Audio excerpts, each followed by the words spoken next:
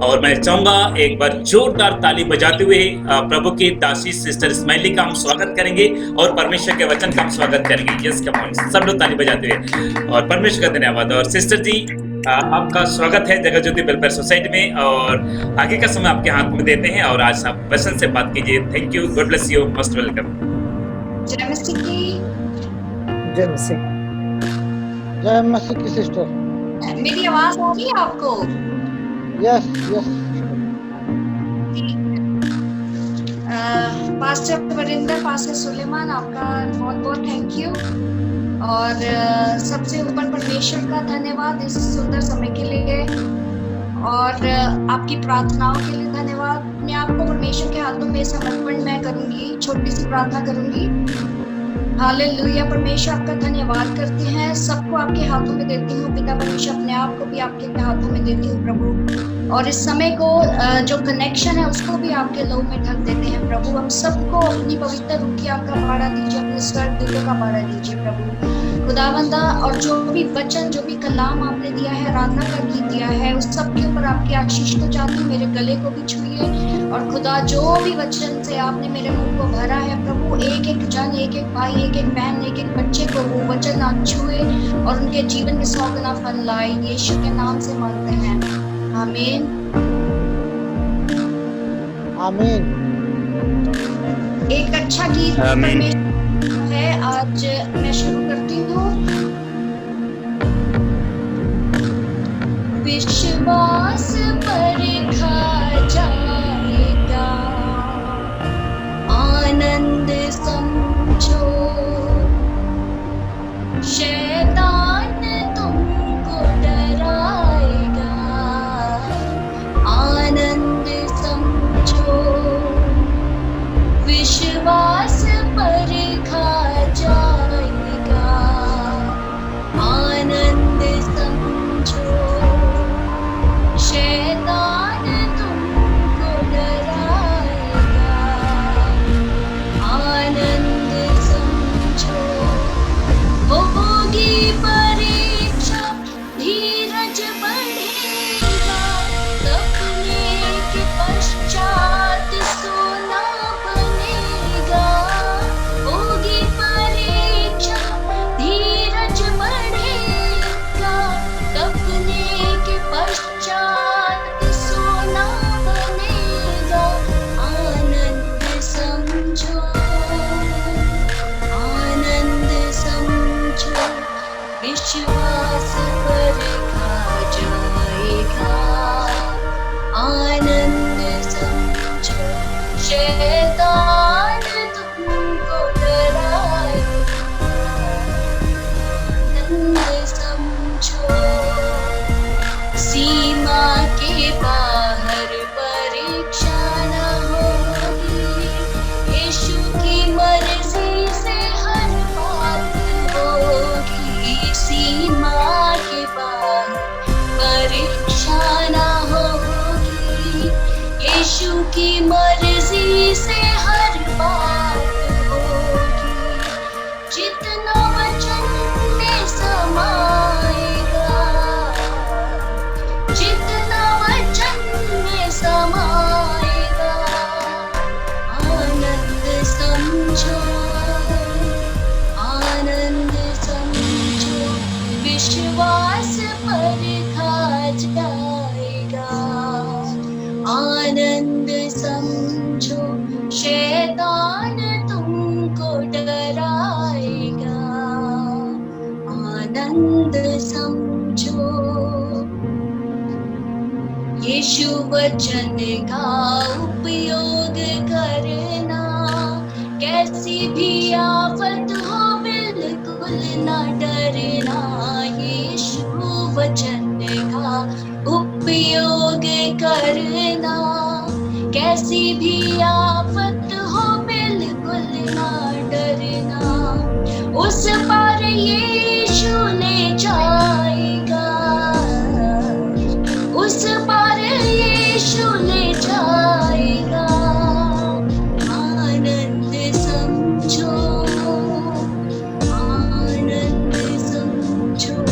विश्वास पर खा जाएगा। आनंद समझो शैतान तुमको डराएगा। आनंद समझो, आनंद समझो, आनंद समझो, आनंद समझो, आनंद समझो, आनंद समझो, आनंद समझो, आनंद समझो। Hallelujah, hallelujah. परमेश्वर का धन्यवाद करते हैं अच्छे गीत के लिए। उम्मीद है आप सबको आवाज आई है, आप सब सुन पाए हैं। Yes hallelujah. तो आज का जो विषय परमेश्वर ने हमें दिया है, जैसे पास्टर जी ने कहा था कुछ हमें औरतों के लिए भी, और ये औरतों के लिए नहीं है, ये आदमियों के लिए, बच्चों के लिए, सबके लिए एक मैसेज है। और मेरा विश्वास है कि परमेश्वर बात करेगा। और ये वचन है, हम पहले पढ़ेंगे प्रेरितों के काम। हमारी पावर, जो प्रार्थना की पावर है, वो क्या है, प्रार्थना की पावर क्या है, और उसमें औरत का रोल क्या है। प्रार्थना की पावर क्या है और उसमें एक औरत का रोल कैसे है, उसके परिवार में, उसके निजी जीवन में, उसके बच्चों के लिए, ये इसके ऊपर हम आज मनन करेंगे।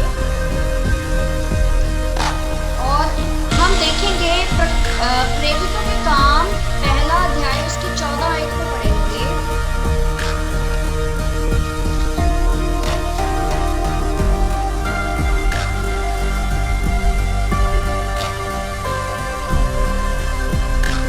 कोई भी पढ़ दीजिए।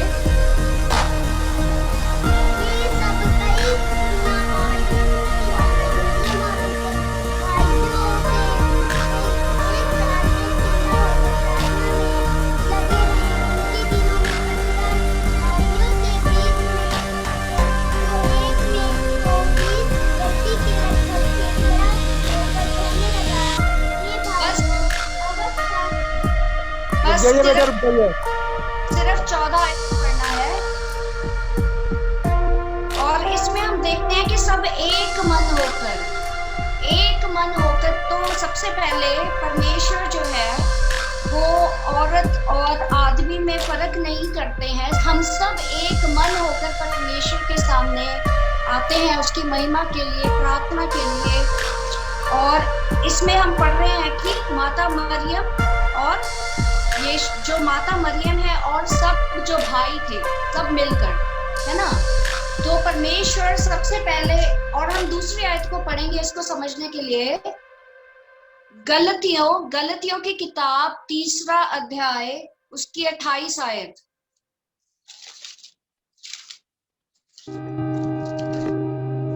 गलतियों की किताब, या गलातियां बोलते हैं हिंदी में, गलातियों की किताब उसका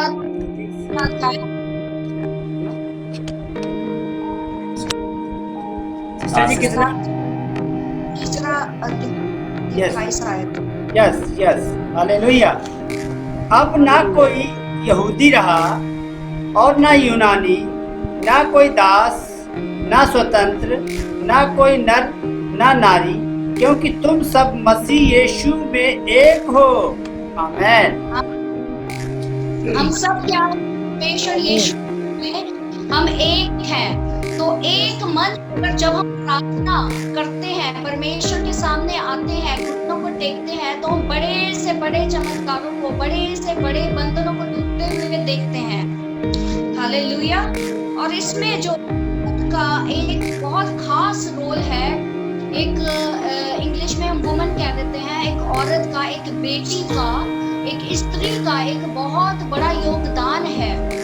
और उसको हम आज थोड़ा सा पॉइंट्स में समझेंगे।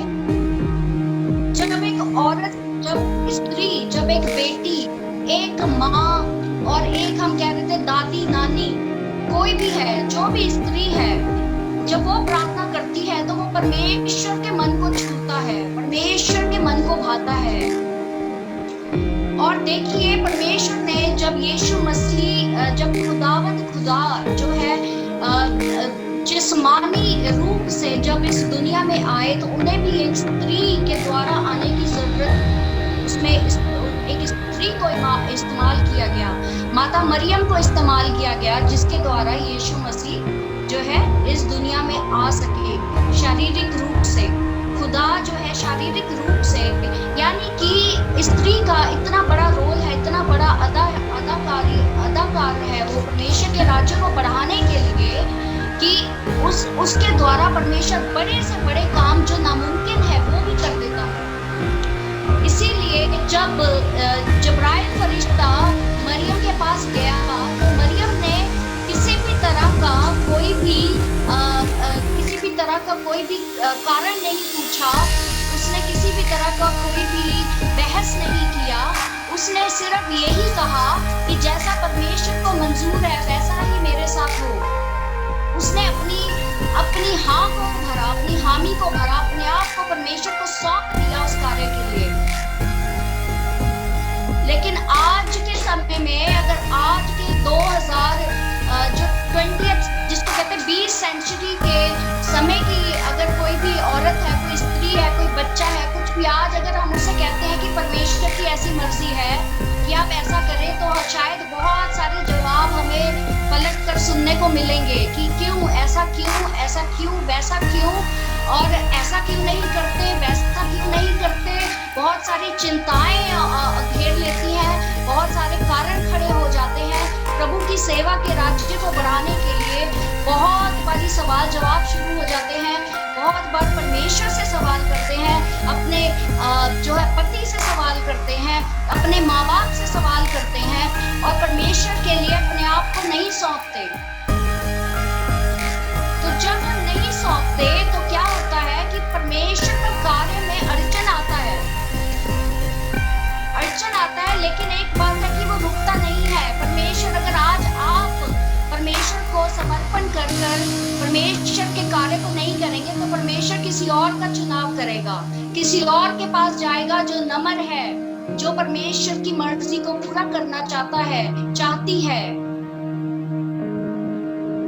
इसीलिए जब मरियम ने हाँ करी तो परमेश्वर की महिमा को भी देखा। कुंवारी द्वारा यीशु मसीह पैदा हुआ। और आज भी बहुत सारे धर्मों के लोग इस बात को समझ ही नहीं पाते कि कुंवारी के द्वारा हो कैसे क्या अद्भुत रीति से हमारा परमेश्वर काम करता है। और उसमें एक स्त्री का बहुत बड़ा योगदान है। एक स्त्री जो माँ भी है, जो एक बच्चा बेटी के रूप में भी है, जो एक दादी के रूप में है, जो एक नानी के रूप में है, उन सब की प्रार्थना में बहुत जोर और बहुत ताकत है कि वो पूरे जो कायनात को हिला सकती है, वो पूरे जो धरती को हिला सकती है। प्रार्थना से बड़े बड़े चमत्कार हो सकते हैं। हन्ना को भूलिएगा नहीं, हन्ना ने अपने आंसू से प्रार्थना किया और जो बांझ जो था, उसका जो बांझपन था वो दूर हो गया और परमेश्वर ने उसे बच्चे की आशीष को दिया। आज हम कह देते हैं कि कैसे प्रार्थना, अरे आज हम इधर भागते हैं उधर भागते हैं। परमेश्वर ने आपके लिए खूब ठहराया है, ठीक है, लेकिन आपको अपना रिश्ता परमेश्वर के साथ कायम करना है और उसके लिए विश्वास में चलना है। जब शैतान आपके सामने आकर आपके बच्चे को छूता है, जब आपके पति को छूता है, जब आपके भाई को छूता है, आपकी बहन को छूता है, तो एक औरत पूरी पावर के साथ, पूरी अथॉरिटी के साथ वो खड़ी होकर शैतान से लड़ सकती है और शैतान वहां से भाग खड़ा होगा। मैं आपको ये पूरे विश्वास से कहती हूँ, क्योंकि ऐसी जंग में से परमेश्वर ने मुझे निकाला है और शैतान छोड़कर भागा है, उसे छोड़कर जाना पड़ा है।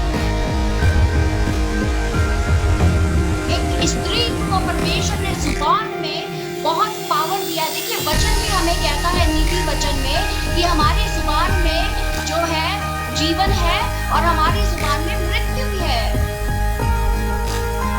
लेकिन कई बार क्या होता है, कई बहनें क्या होता है कि जब कोई मुसीबत परिवार पर आ जाती है, जब कोई भी दुख आ जाता है हमारे जीवन में, तो हम कुड़कुड़ाना शुरू कर देते हैं, हम एक दूसरे पर इल्जाम लगाना शुरू कर देते हैं, हम परमेश्वर से सवाल करना शुरू कर देते हैं। हम कहते हैं अरे मसीह में हम चल रहे हैं, सब कुछ कर रहे रहे हैं, हम बलिदान को भी दे रहे हैं, फिर भी मेरे साथ ही क्यों परमेश्वर ये इतने किया? देखिए, हर कार्य आपके जीवन में कोई भी परिस्थिति आती है, याद रखिए उसमें परमेश्वर सब जानता है, उसका हाथ है और वो अपनी महिमा के लिए करता है। कई बार हमें सिखाने के लिए, शिक्षा देने के लिए, कई बार हमें सही राह पर लाने के लिए, कई बार अपनी महिमा, ताकि हम उसकी आराधना स्तुति और ज्यादा करें और प्रार्थना करें और विश्वास को बढ़ाने के लिए भी परमेश्वर ये करता है। कई बार हमारा विश्वास, उसे पता है कि ये बेटा या ये बेटी जो है, या ये जो प्रभु का दास है, या ये जो विश्वासी है, ये थोड़ा सा इस एरिया में कमजोर है, इसको खड़ा करने के लिए पूरे बल से, ताकत से, आत्मिक योद्धा बनाने के लिए ये परिस्थिति को भेजना पड़ेगा, ताकि ये खड़ा हो जाए, ये खड़ी हो जाए और परमेश्वर के लिए ये एक वॉरियर बन जाए, एक सिपाही बन जाए और तलवार को उठाए और आत्मा के हथियारों को पहने और फिर जंग को लड़े। देखिए, जब जंग हमारे सामने कोई भी मुसीबत परेशानी आती है, तो वो याद रखिए आप जंग के मैदान में हैं, और वो जंग के मैदान में जो दाऊद भी था, वो भी गया था गोलियत को मारने के लिए, और उसकी था होती है और वो इसके खिलाफ वो लड़ती है, आत्मिक हथियारों को इस्तेमाल करती है। देखिए, जैसे एक आदमी को परमेश्वर ने उसका सर बनाया है, यीशु मसीह आदमी का सर है, आदमी औरत का सर है, लेकिन इसका मतलब ये नहीं कि एक औरत जो सिर्फ हम उसे एक माँ के, बहन के रूप में देखते हैं, तो घर गृहस्थी के हिसाब से हम नहीं उसको देखते, वो उसका स्वर्ग के राज्य में भी बहुत बड़ा योगदान है। उसके लिए जो भाई है, माँ है, बाप है, बेटा है, पति है, सबको योगदान देना होगा। स्त्री को भी राज्य में खड़ा करने के लिए एक दूसरे का साथ देना होगा। इसी तरह से स्त्री को भी प्रार्थना के द्वारा अपने पति के लिए प्रार्थना करना है रात दिन। अगर वो सेवक हैं तो उनकी सेवकाई के लिए प्रार्थना करना है। सोकर काम नहीं चलेगा, रात रात को जागना पड़ेगा।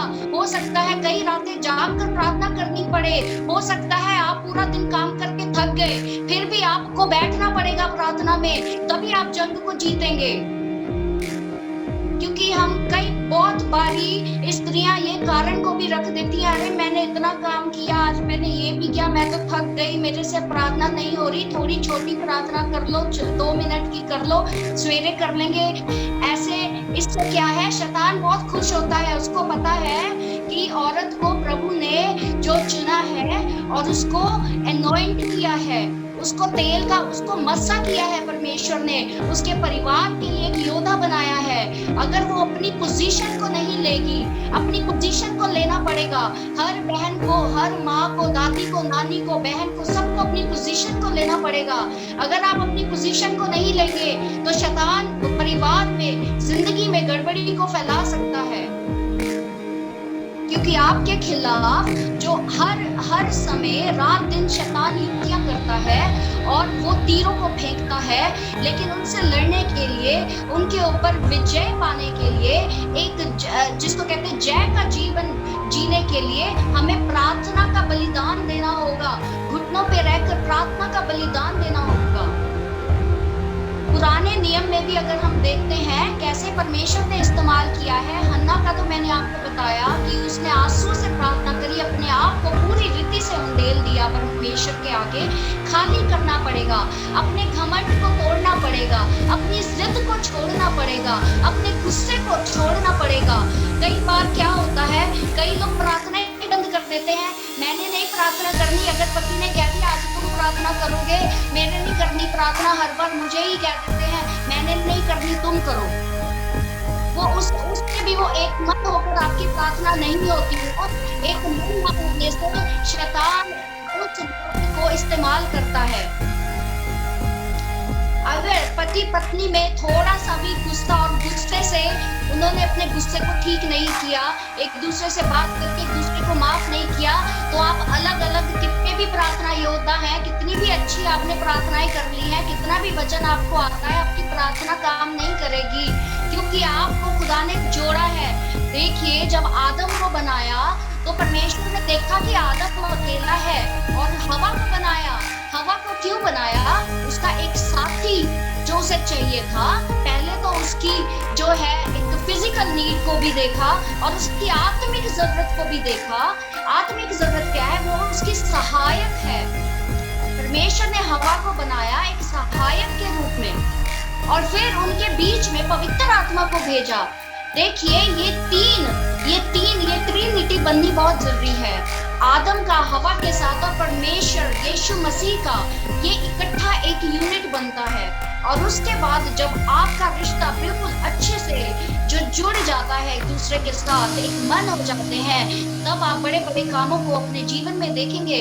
आपके बच्चों के ऊपर आशीष आएगी, आपके बच्चों के ऊपर से बंधन टूटेंगे, बड़े बड़े रास्ते परमेश्वर खोलेगा, बड़े बड़े दरवाजों को परमेश्वर खोलेगा। लेकिन पहले अपना समर्पण करना होगा, पूरी रीति से परमेश्वर को कहना होगा आप जैसा मुझे इस्तेमाल करना चाहते हैं वैसा करें।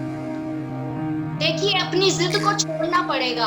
बहुत बार हम अपनी जिद को परमेश्वर के आगे रखते कि मुझे तो ऐसे ही गिफ्ट चाहिए, मुझे ऐसे कर। लेकिन क्या होता है कि हम सब जो मसीह की देह हैं, हम सब अलग अलग अंग हैं, हमें अलग अलग तरीके से परमेश्वर इस्तेमाल करता है। किसी का भी जो वरदान है वो एक दूसरे से नहीं मिल सकता, मेल नहीं खा सकता। हर एक को अलग तरीके से परमेश्वर ने चुना है, अलग तरीके से उसका जो है मसा किया है, अलग अलग वरदानों से उसे इस्तेमाल करता है। और ऐसे ही जो स्त्री है जब वो प्रार्थना करती है तो क्या है, एक जो मसीह कलीसिया है, जो मसीह की देह है, उसके लिए एक बल बन जाती है वो प्रार्थना के द्वारा। इसीलिए जो स्त्री की जो सेविकाई है, जो वुमेन मिनिस्ट्री है, वो बहुत जरूरी है इस सेवा में, बहुत जरूरी हिस्सा है। जो औरत का, जो स्त्री का जो रोल है, जो उसका अदाकारी है, वो घर तक सीमित नहीं है, उसको उसके अलावा भी ज्यादा समय परमेश्वर के साथ भी बिताना है। और इसमें परिवार को भी योगदान एक दूसरे का देना है। जब उसे प्रार्थना के लिए अलग होना है, जब वो खाना बनाती है तो प्रार्थना करे, भजन गीत गाए, जो सफाई करती है तो भजन गीत गाए, प्रार्थना करे। जब वो बच्चों को नहला रही है, खाना बना रही, खिला रही है, सब्जी लेने गई है, कुछ भी कर रही है, आत्मा में बनी रहे, प्रार्थना करे, भजन गीत गाए। ये परमेश्वर चाहता है जो उससे जुड़े रहना। स्त्री का जो रोल है, अगर वो परमेश्वर के साथ जुड़ी हुई है, आत्मा में जुड़ी हुई है, परमेश्वर से सुनती है, परमेश्वर से बात करती है, तो देखिए परिवार या पूरी रीति से बन सकता है। अगर उसका रिश्ता परमेश्वर से सही नहीं है तो पूरा परिवार नाश भी हो सकता है और गलत रास्ते पे भी जा सकता है।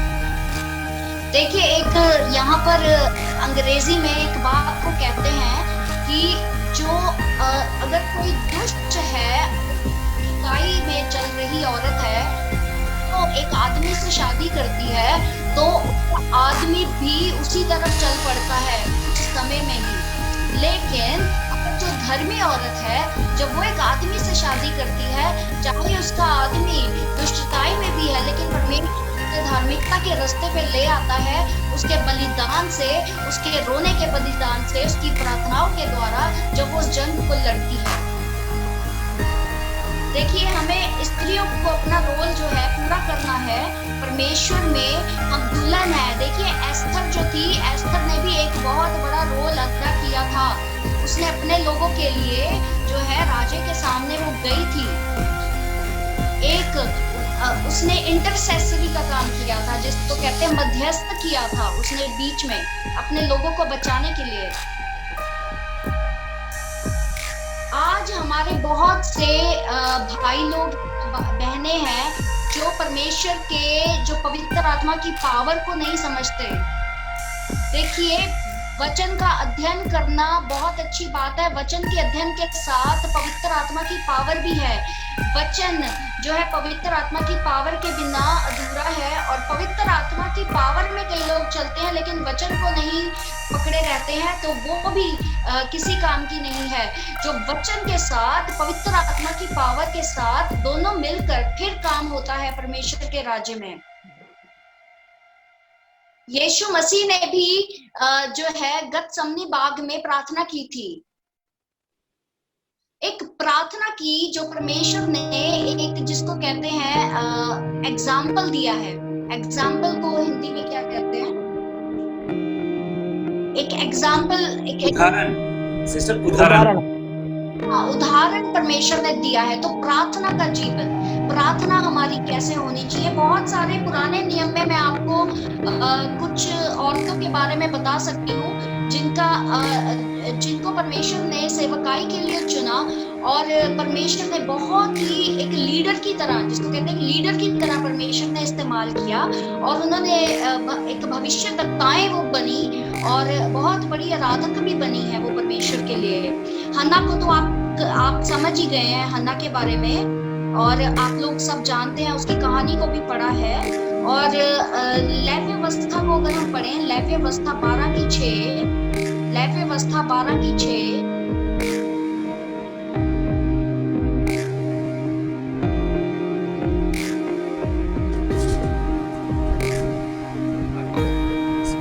जब उसके शुद्ध हो जाने के दिन पूरे हो, तब चाहे उसके बेटा हुआ हो चाहे बेटी हुआ हो, बलि के लिए 1 वर्ष का भेड़ का बच्चा और पवित्र के लिए पाप बलि के लिए कबूतरी का एक बच्चा या पंडुकी मिलाप वाले तंबू के द्वार पर याजक के पास लाए।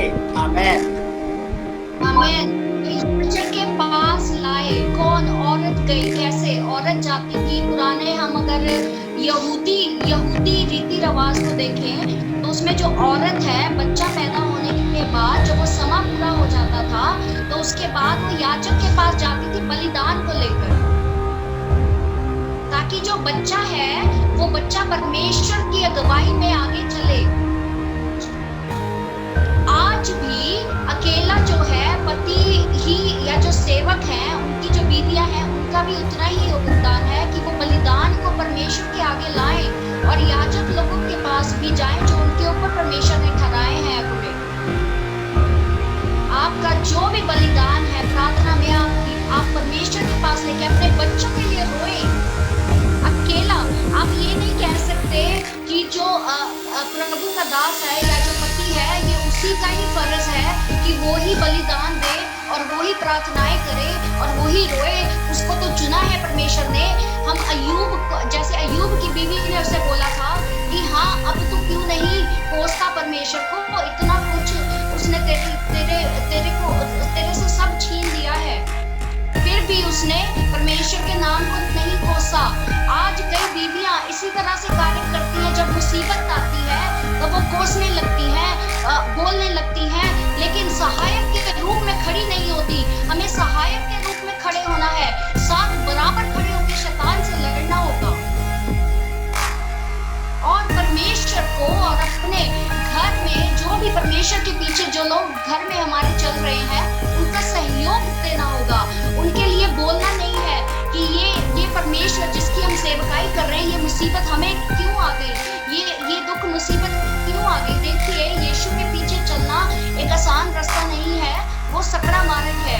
लेकिन मैं आपको यकीनन कहती हूँ कि इसमें भी परमेश्वर आपके ऊपर कोई मुसीबत आएगी तो वो उससे अपने ऊपर उसने पहले ही ले लिया है, तो उसके ऊपर उसने जीत हासिल कर ली है। आपको ज्यादा समय उस मुसीबत में नहीं ठहरना होगा, क्योंकि वचन कहता है धर्मी जन पर मुसीबतें आएंगी लेकिन वो ठहरेगी नहीं। हम धर्मी कैसे बनते हैं?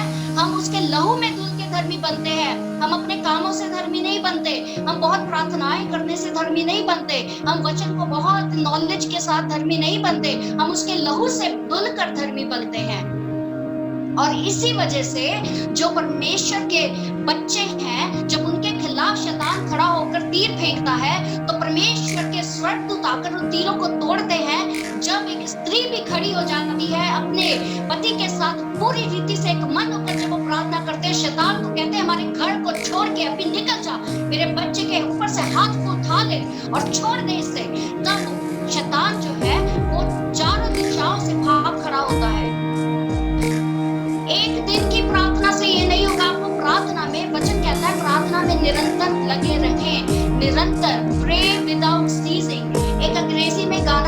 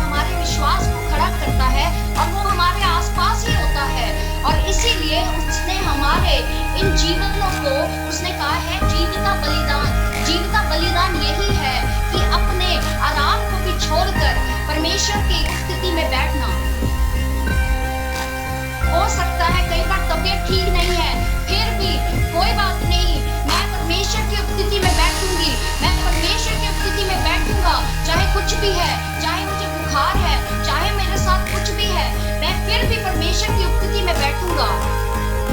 देखिए, जब आप बिल्कुल अपनी आशीष के और एक चमत्कार के नजदीक होते हैं तो उस टाइम बहुत ज्यादा शैतान का शिकंजा आपको लगेगा कि कस रहा है, बहुत मुसीबत हो गई है।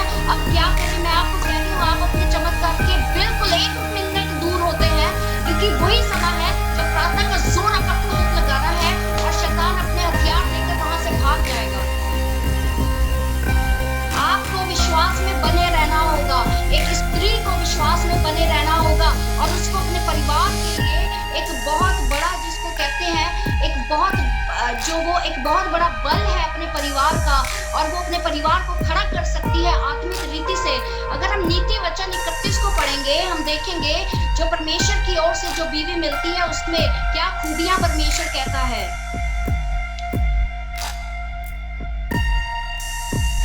नीति वचन 31 उसकी 10 आयत से पढ़ेंगे।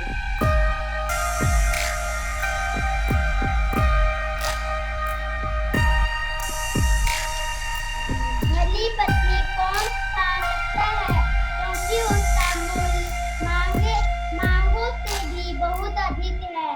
उसके पति के मन में उसके प्रति विश्वास है। आगे भी पढ़े। और उसे लाभ की घटी नहीं होगी, और अपने जीवन के सारे दिनों में उससे बुरा नहीं बन भला ही व्यवहार करती है। वह ऊन और सन ढूंढ कर अपने हाथों से प्रसन्नता के साथ काम करती है।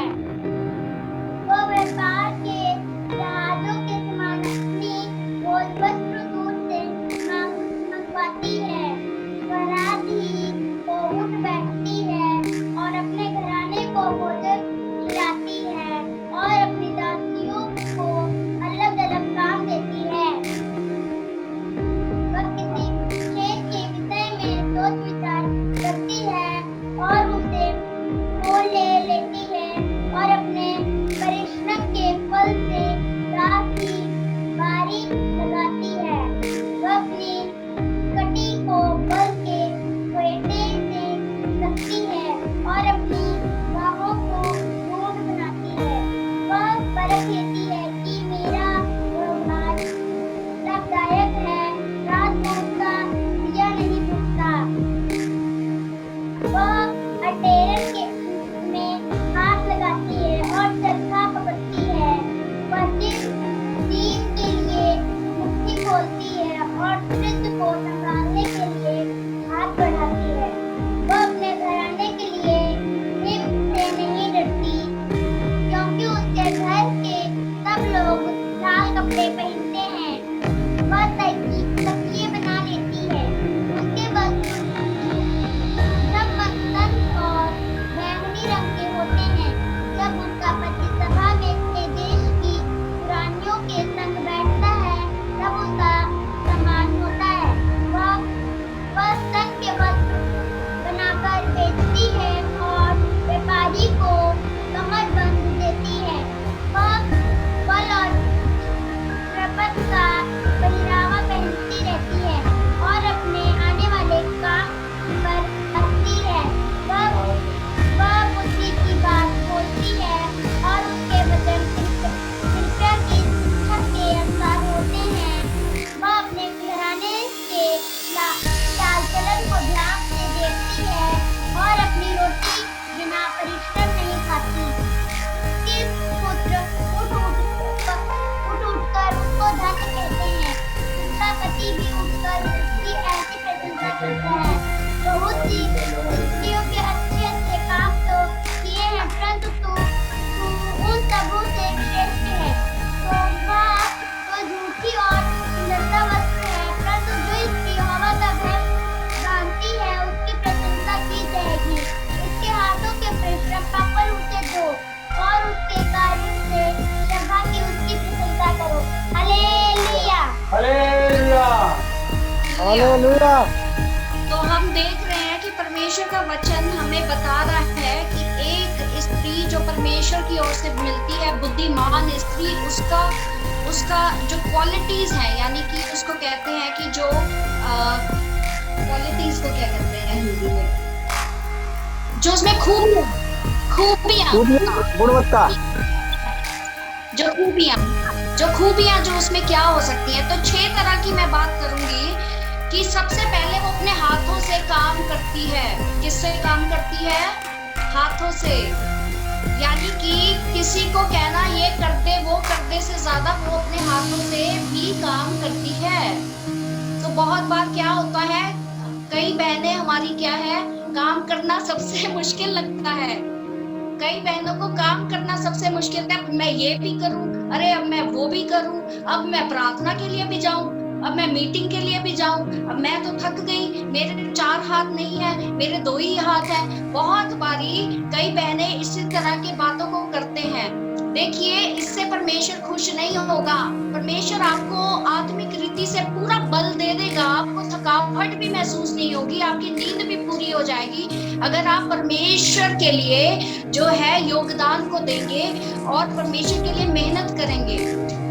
मैं उनके लिए नहीं कह रही जो परमेश्वर के लिए नहीं बुलाएंगे, लेकिन वो सब बहन भाई जो परमेश्वर के राज्य में बढ़ रहे हैं, परमेश्वर के राज्य के लिए इस्तेमाल हो रहे हैं, खास वो लोग जिनके पति सेवक हैं, उनको ये बात को समझना होगा कि उनका जो रोल है, अदाकारी है, वो बहुत ही महत्वपूर्ण है। अपने हाथों से काम करना। अगर किसी को खाना भी खिलाना है तो वो भी चाहे 2 बजे भी कोई आ जाए कि मुझे भूख लगी है और घर में कोई नहीं है, तो उसको भी उसी समय खाना बना के देना, ना कि उसको कहना कि सुबह आना, सुबह अभी तो मैं सो रही हूँ। देखिए, परमेश्वर ने भी मुझे भी बहुत सारी बातों को सिखाया है। मैंने अपने जीवन में जो कुछ भी सीखा है परमेश्वर का अनुग्रह से, वो अपनी बहुत सारी बहनों को आत्मा में खड़ा करने के लिए परमेश्वर ने मुझे इस्तेमाल किया है। और उसके लिए मैंने एक बात को समझा है। एक बार कनाडा में जब हम थे तो वहाँ एक प्रभु के दास आए रात को, और वो हमारे साथ 3 बजे, सुबह 3 बजे तक हमारे साथ वो रहे।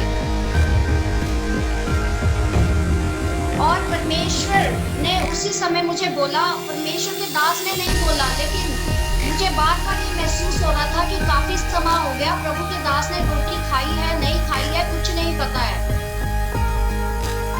लेकिन उस समय मैं क्या सोच रही हूँ कि अरे अभी क्या हुआ कि उस समय वो उतना ही खाना बना था और ज्यादा नहीं था, एक्स्ट्रा खाना नहीं था, वो थोड़ा ही था। और 2 बज रहे हैं, अगर बनाना पड़ेगा तो फिर बनाना पड़ेगा अगर उन्होंने नहीं खाया। और जब प्रभु ने कहा कि पूछ खाना खाया है कि नहीं खाया है, तो जब पूछा उन्होंने कहा कि हाँ मैंने भी नहीं खाया। हम भी उनके साथ वचन में प्रार्थना बात करते रहे तो हमने भी नहीं खाया, लेकिन वो खाना पड़ा है, लेकिन वो 2 लोगों के लिए है, 3 लोगों के लिए नहीं है। लेकिन परमेश्वर ने मुझे कहा तू अपना भी दे दे, कि तू मत खा लेकिन इसको खाना खिला के भेज।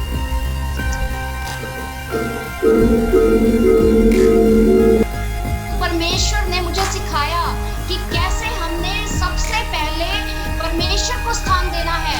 हो सकता है एक स्वर्गदूत के रूप में कोई आपके पास आ जाए किसी ऐसे समय में जब आप सोच नहीं सकते कि वो आएगा और आपसे वो चीज मांग ले जो आपको भी चाहिए।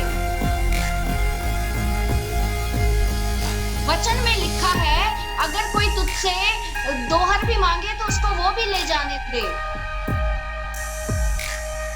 देखिए, ऐसी छोटी छोटी बातों में परमेश्वर हमें सिखाता है।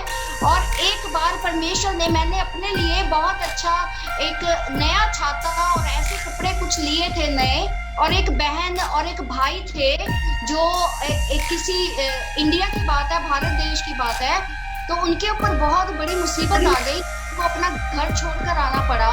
और परमेश्वर ने मुझे कहा कि जो तेरे को ये चाहिए, ये इस औरत को चाहिए, इसको दे दे। और मैंने अभी जैसे कल ही वो खरीदा है सामान, लेकिन मुझे खुदा ने कहा इसको चाहिए, इसको दे दे। और हमने उसको वो ही नहीं, परमेश्वर गवाह है, और भी ऐसी चीजें जो परमेश्वर चाहता था उनको जरूरत है, तो परमेश्वर ने हमें अनुग्रह किया, हमने वो उनको दिया। परमेश्वर की आवाज को सुनना है बहुत जरूरी। उसमें स्त्री के साथ जरूर परमेश्वर बात करता है, ऐसी छोटी छोटी बातों में खाना खिलाना है, किसी गरीब को देना है, किसी अपने कमजोर बहन भाई को देना है, तो परमेश्वर बात करेगा। लेकिन कई बार क्या होता है, हमारे कुछ ऐसे मसीही बहनें हैं, कई बार वो पति को भी रोक देती हैं, अरे छोड़ो ये नहीं करना है, हमारे पास अपना तो नहीं है, हमारे पास थोड़ा है, हम क्या करेंगे। देखिए हमारी आशीषें बिल्कुल भी नहीं रुकी, हमने जब भी दिया परमेश्वर के बीच में और हमारी बात थी और हमने वो गुप्त में दिया, लेकिन परमेश्वर ने हमें हर पैर पर हमारे रास्ते को बनाया और हमें ऊंचा खड़ा किया। हर बार परमेश्वर ने हमारे को ऊंचा खड़ा किया। चाहे आज दुनिया में कई लोग आपको देखेंगे कि आपने अगर पहना है, अच्छा पहना है क्या नहीं है, लेकिन यीशु मसीह ऐसे नहीं देखते। यीशु मसीह आत्मिक रीति से देखते हैं। कई लोग आत्मिक रीति से बहुत गरीब हैं, लेकिन बाहर से सब कुछ अच्छा है। देखिए आत्मा में अगर आप अमीर हैं तो बाहर की आशीषें मिलने में भी समय नहीं लगेगा, वो भी समय पर परमेश्वर आपको देगा। एक मैं बहन की बात बताती हूँ, एक गवाही है। एक बहन, उसका पति सेवक था और उनकी समय से पहले मृत्यु हो गई। आप बहुत ध्यान से इस बात को सुनिएगा। एक पति जो कि प्रभु का सेवक था, उसकी मृत्यु समय से पहले हो गई। तो जब उसकी बीवी को बताया गया कि उसकी मृत्यु हो गई, तो वो जब अस्पताल गई, ये अमेरिका की बात है, अमेरिका में ऐसा हुआ एक बहन के साथ। तो वो प्रभु की दासी और प्रभु के दास थे, और जो प्रभु के दास है उनकी जब मृत्यु हो गई समय से पहले, तो जब डॉक्टर, जो नर्स है वहां पर या जो डॉक्टर है, उन्होंने बताया कि भाई इनकी तो मृत्यु हो गई है, हम बचा नहीं सके। तो बहन ने जब उन शब्दों को सुना तो उसने उसको ग्रहण नहीं किया। उसने कहा कि ऐसा, अच्छा ठीक है, मैंने सुन लिया कि मेरे पति मर गए हैं, लेकिन मुझे अंदर जाने दो, उनकी डेड बॉडी के पास मुझे सिर्फ 10 मिनट रहना है। तो डॉक्टर और जो नर्स हैं उन्होंने कहा चलो ठीक है, आखिरी समय पर इन्होंने देखना है, इनको जाने दो। और जब वो कमरे में गई तो उन्होंने कमरे को कुंडी लगा ली, और जब कुंडी लगा ली तो जो नर्स और डॉक्टर थे वो जोर जोर से दरवाजा खटखटाने लगे कि अरे भाई ये क्या हो गया, कुंडी क्यों लगा ली, आपको कुंडी नहीं लगा सकते, आप ऐसे बंद नहीं कर सकते।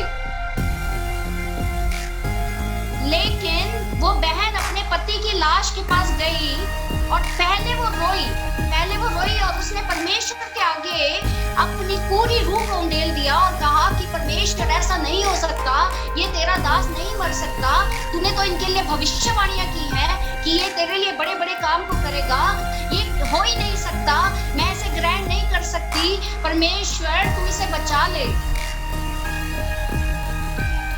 लेकिन फिर आत्मा का ऐसा बड़ा काम हुआ, जब उस प्रभु की दासी ने रोना शुरू किया तो परमेश्वर ने उसको अगुवाई किया कि अब अपनी प्रार्थना का तरीका बदल। और परमेश्वर ने उसको कहा इसको हुक्म दे कि ये उठ के खड़ा हो जाए। और फिर बहन ने उस पति के ऊपर जोर से हाथ को मारा और कहा यीशु के नाम से उठ, यीशु के नाम से उठ, ये तेरा समय नहीं है, यीशु के नाम से उठ के खड़ा हो जा, तू प्रभु का दास है, तू मर नहीं सकता, यीशु ने तेरे लिए भविष्यवाणियां, परमेश्वर के रूह में तेरे लिए भविष्यवाणियां की हैं, ये तेरा समय नहीं है, उस खड़ा हो जा। और जब वो डांटने लगी, उसको आधा घंटा लग गया, लेकिन जब वो डांटने लगी तो परमेश्वर का जो दास है उसकी सांस शुरू हो गया, वो सांस लेना शुरू हो गया और वो थोड़े समय में बिल्कुल सही हो गया। और जब डॉक्टर और नर्स जो है अंदर आए तो वो हैरान हो गए कि ये कैसे हो सकता है।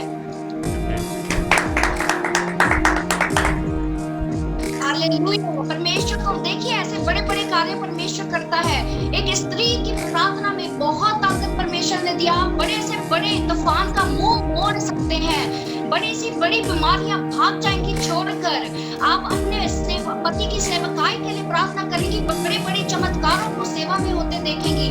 आपका बलिदान बहुत जरूरी है, आपके बच्चों के लिए, आपके परिवार के लिए आपको बलिदान देना होगा, क्योंकि परमेश्वर ने आपको रचा है एक सहायक के रूप में, आपको उसने बुलाया है एक सहायक के रूप में। देखिए अभी हमने 31 नीति वचन में पढ़ा कि वो अपने हाथों से काम करती है, मेहनत करती है, वो अपने घर को भी बनाती है और वो अपने आप का भी ध्यान रखती है और वो अपने जो रिश्ता है अपने पति के साथ, अपने बच्चों के साथ, उसे भी कायम करती है। और वो जब बोलती है तो वो बेवकूफी की बातें नहीं बोलती, लेकिन वो समझदारी की बातें बोलती है।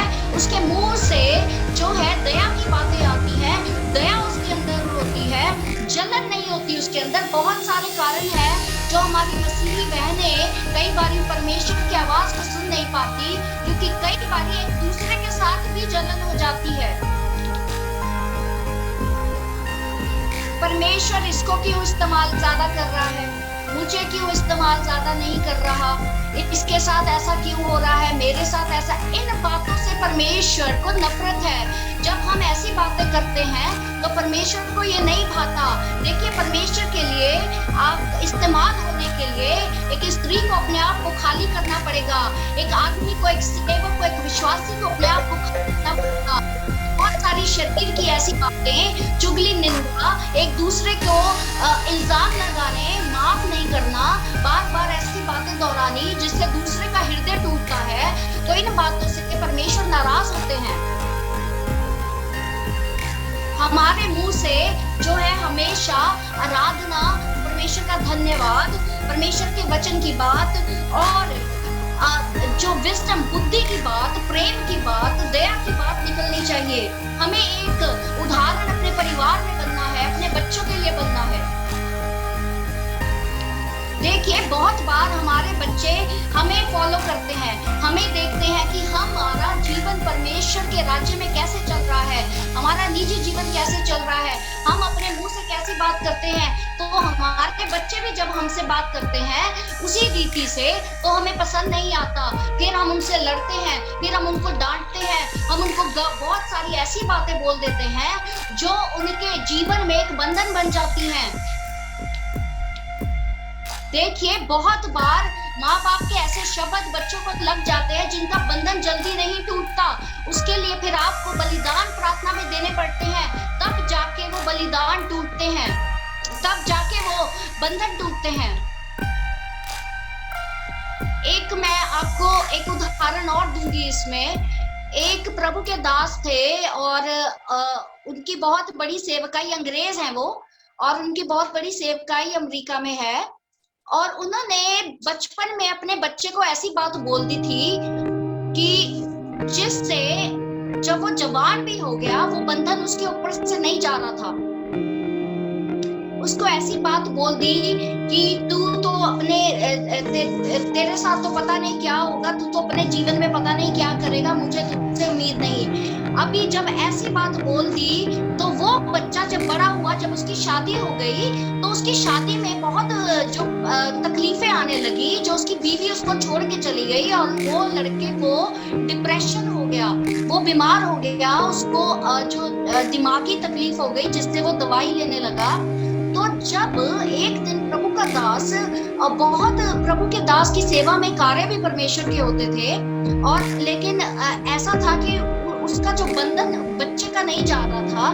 लेकिन एक बार परमेश्वर के दास ने प्रार्थना करी और बहुत रोया, अपने आप को खाली किया और बोला कि देखिए हमें परमेश्वर से कई बार पूछना पड़ता है, क्या परमेश्वर मैं सही हूँ तेरी नजर में, क्या मेरा जीवन तेरी नजर में सही है, कोई ऐसी बात तो नहीं जो तुझे सही नहीं लगती या भाती नहीं।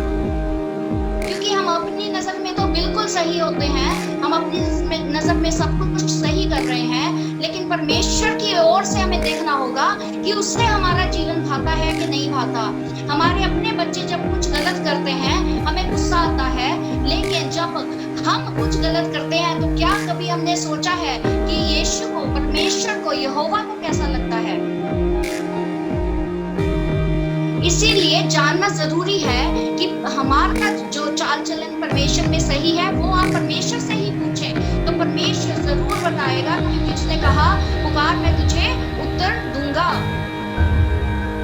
और वो प्रभु के दास को एक दिन जब वो रो रहा था तो परमेश्वर ने उसे कहा कि उसने कहा कि प्रभु क्या बात है, मेरे बच्चे का ये बंधन क्यों नहीं टूट रहा है? तो परमेश्वर ने फिर उसे याद कराया कि कई साल पहले तूने एक बात बोली थी। तो शैतान ने उन शब्दों को पकड़ लिया और वो शब्द जो है एक बहुत बड़ा बंधन बन गए हैं उसकी जिंदगी में। और उसने कहा कि प्रभु अब मैं क्या करूं उस बंधन को तोड़ने के लिए? परमेश्वर ने कहा कि अब तुझे उसके लिए जो है प्रार्थना करना, उसके लिए उपवास प्रार्थना में जा और उसके उन बंधनों को कैंसिल